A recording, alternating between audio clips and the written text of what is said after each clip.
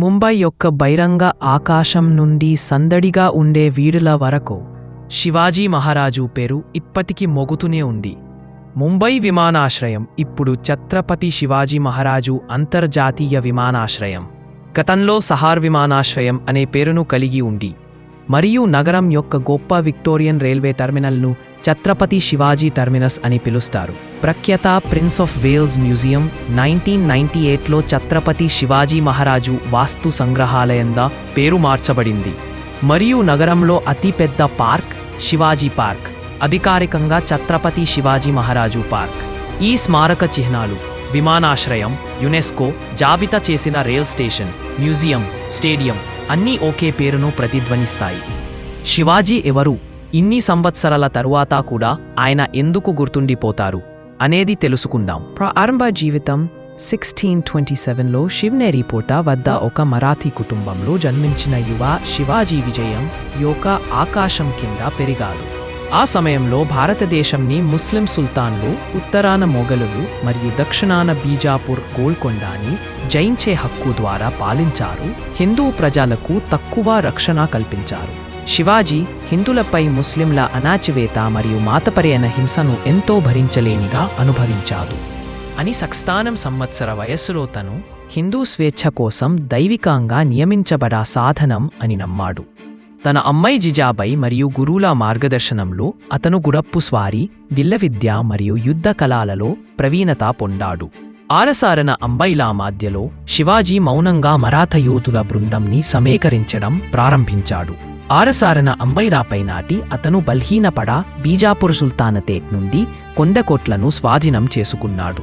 కోట తర్వాత కోట అతని వంచనకు గురైంచింది.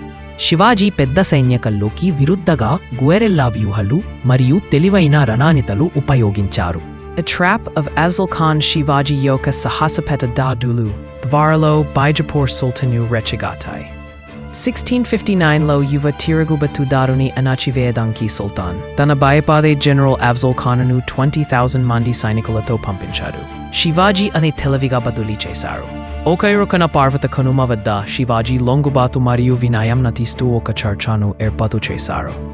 సమావేశం సమయంలో ఒక చెక్క పాలక కింద దాగి శివాజీ ఒక ఉక్కు రొమ్ము పాలకను బహిర్గతం చేసి దాచిన అఫ్జల్ ఖాన్ కదుపులో పడేశారు.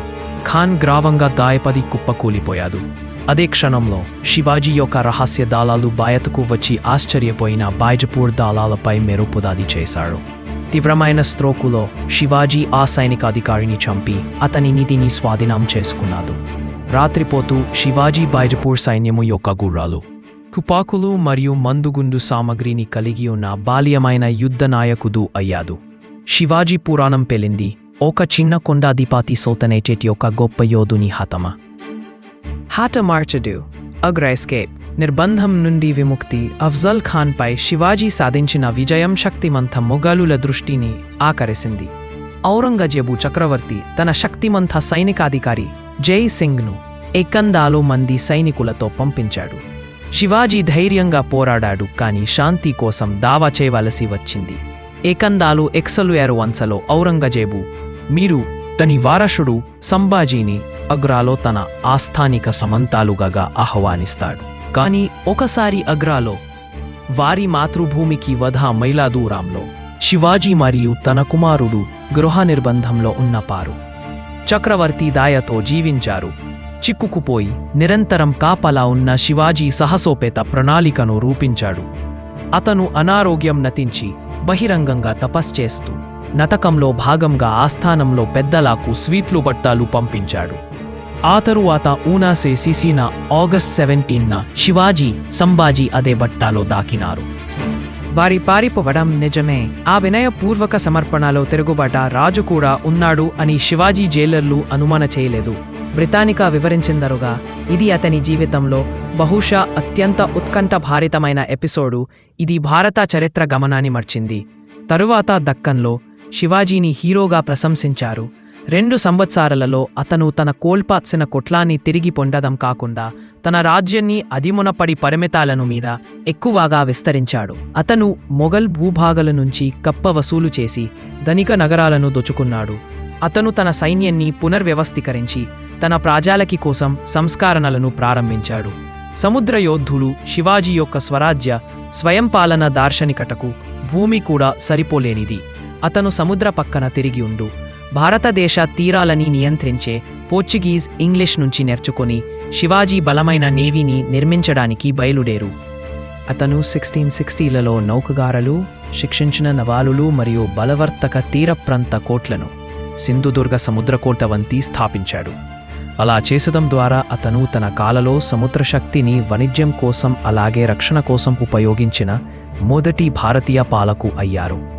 ఇంకో మాటలో చెప్పాలంటే శివాజీ భారతదేశపు మొట్టమొదటి నిజమైన నవీని సృష్టించాడు.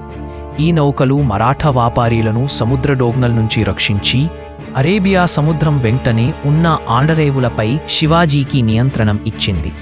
నౌకలు మరియు సైనికులని నీటి మరియు భూమిపై తరలించడం ద్వారా అతను తన వ్యూహాత్మక పిక్కును రెట్టిపై చేశాడు.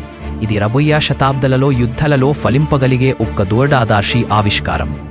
పట్టాభిషేకం మరియు సామ్రాజ్యం సాధించే సమయంలో శివాజీ ఒక సామ్రాజ్యానికి అధిపతి అయ్యాడు. ఆ సంవత్సరం జూన్లో రాయగాడ కోటలో అతను ఒక విలాసవంత వేడుకలో ఛత్రపతి సర్వోన్నతరాజుగా పట్టాభిషేకం చేసుకున్నాడు. స్థానిక బ్రాహ్మణుల వ్యతిరేక్తితో ఉండిన కూడా పూర్తి వేద ఆచారాలతో నిర్వహించిన తన పట్టాభిషేక వేడుక అధికారంగా మరాఠా సామ్రాజ్యాన్ని స్థాపించింది. శివాజీ ఇప్పుడు మంత్రుల మందలి మరియు నిలబడి ఉన్న సైన్యతో ద్వారా పాలింపబడుతున్నాడు. కొత్త నిర్మించిన రాజధానిలో ఆస్థానాన్ని నిర్వహించాడు. తన ప్రజలకి తన విశ్వాసకి రక్షకుడా ఇన్న కారణంగా అతను తన స్వంత మీద గర్వంగా ఉండాడు.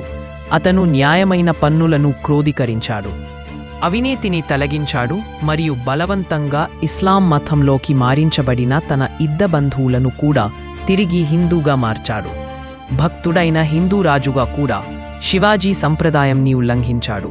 అతను ముస్లింలు మరియు క్రిస్టియన్లు ఎక్కువ సంబంధంగా గౌరవించాడు.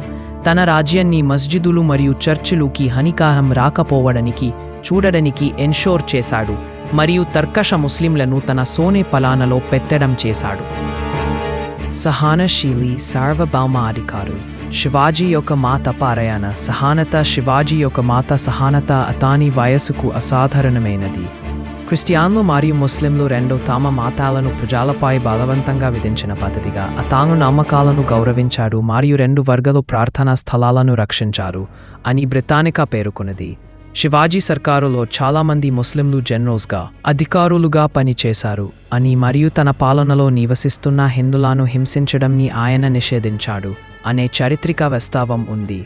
అన్ని నుంచి మీద శివాజీ శతాబ్దాలతో బానిసత్వానికి రాజీనామా చేసిన ప్రజలలో కొత్త జీవితంని ఊపిరి పీల్చారు. వారిని ఔరంగజేబ్ పై నిర్భయంగా నడిపించాడు. 560లో ఆయన మరణించిన సమయం వరకు బ్రిటిష్ చరిత్రకారి మెకాలీ కూడా ఆయనకి గొప్ప శివాజీ అని పిలిచారు. నిజమైన సహనతని కూడా పఠించిన నిర్భయ నాయకుడు. వారసత్వం మరియు ప్రభావం ఆయన మరణించిన తర్వాత శివాజీ పురాణం మాత్రమే పెరిగింది. 19 మరియు 20 శతాబ్దాలలో భారతీయ సంస్కృతులు మరియు రాష్ట్రవాదీలు జ్యోతిరావు ఫులే నుంచి బాలగంగాధర్ తిలక్ వరకు స్వయా పాలనకి ప్రేరణగా ఆయన కథని పునరుద్ధరించారు. ఈరోజు ఆయన ముఖం మరియు పేరు భారతదేశం యొక్క ప్రకృతి దృశ్యం మరియు జ్ఞాపకాలలో చెక్కబడి ఉన్నాయి. శివాజీ విగ్రహాలు ముంబై కోట్ల పైన్ మరియు రీసెంట్లీ 2024 నాటికి హిమాలయాలలో పంగోంగ్ సరస్సు ఒడ్డును కూడా నిలబడి ఉన్నాయి. అప్పర సైన్యం అతని ధైర్యము మరియు నాయకత్వ యొక్క వారసత్వాన్ని సూచించే విగ్రహం పెట్టింది. ప్రతి సంవత్సరం లక్షలాది మంది ఆయన పర్వత కోట్లను సందర్శిస్తారు. ఆయన పుట్టినరోజు శివాజీ జయంతి మహారాష్ట్రలో సర్కారీ సెలవు దినం. ప్రతి తరంలో శివాజీని ధైర్యము మరియు దూరదర్శి యొక్క సారాంశంగా చిత్రీకరించారు. భూమి మరియు సముద్రంలో అద్భుత విజయాలుని నుంచి ఆయన ప్రేరేపించిన శాశ్వతమైన స్ఫూర్తి వరకు శివాజీ మహారాజు జీవితం కన్నా పెద్ద వ్యక్తిగా మిగిపోయారు. ఆయన విగ్రహాలు మరియు వీడి పెరులలో మాత్రమే కాదు, న్యాయమైన మరియు ధైర్యవంతుడ నాయకి కింద ఐక్యమిన్న స్వేచ్ఛ ప్రజల ఆలోచనలో కూడా గుర్తుండిపోతారు. ఒక ఆధునిక నివాళిగా గమనించిన విధానంగా శివాజీ యొక్క ధైర్యం మరియు జ్ఞానం నేటికి సైనికులు మరియు పూరలతో ప్రతిధ్వనిస్తుంది. ఆయన మరణించిన శతాబ్దలో కూడా శివాజీ పురాణం స్వరాజ్య కలలు కనే ధైర్యం చేసిన పర్వతరాజు భారతదేశమంతటా ప్రశంసలతో పొందుతూనే ఉంది.